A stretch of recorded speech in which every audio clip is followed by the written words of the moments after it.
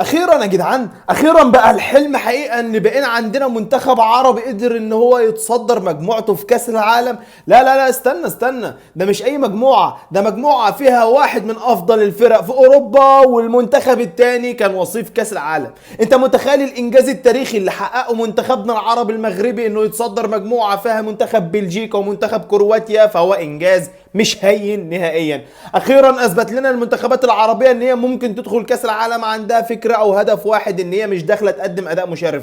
منتخب العربي الوحيد اللي قدر انه يحقق الانجاز لتاني مره في تاريخه، وكان هو صاحب برضه الانجاز لاول مره في التاريخ انه يكون متصدر لمجموعته. منتخب المغرب حقق واحده من الاعجازات اللي ممكن منتخب عربي يحققها علشان يعرف العرب كلهم او كل المنتخبات العربيه ان مفيش حاجه اسمها مستحيل في كره القدم. منتخب المغرب داخل مركز وهدفه الاول ان هو معاه كواليتي لاعيبه كبير جدا بكواليتي عالمي باداء كبير جدا، وداخل عارف ان هو عنده المقدره ان هو يتصدر حتى لو على بطل العالم نفسه. فلاعيبه المغرب امنت بقدراتها وامنت ان هي تقدر تعمل كل حاجه في الكوره، علشان كده قدرت ان هي تتصدر مجموعتها في كاس العالم.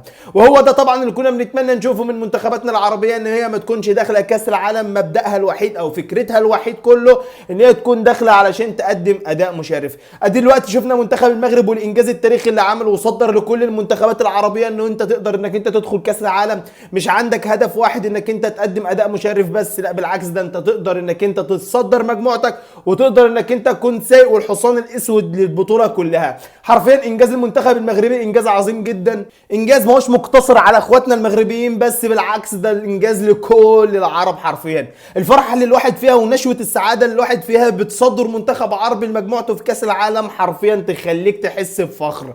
اي نعم الحظ ما كانش حليف ولا المنتخب التونسي ولا المنتخب السعودي في مجموعته، لكن الحمد لله ان هو كان حليف كبير جدا للمنتخب المغربي وقدر ان هو يقدم الاداء العظيم ده ويا جماعه انا مش متخيل فعلا انك انت منتخب تتصدر على وصيف كاس العالم. وبالمناسبه خليني اقول لك ان الانجاز التاريخي المنتخب المغرب في 86 ان هو يقدر يكرره تاني. في 86 قدر ان هو يتصدر مجموعته على عتاوله، حرفيا كان منتخب انجلترا والبرتغال وبولندا، ويجي في كاس العالم في 22 قطر يقدر ان هو يتصدر على بلجيكا وكرواتيا وكندا.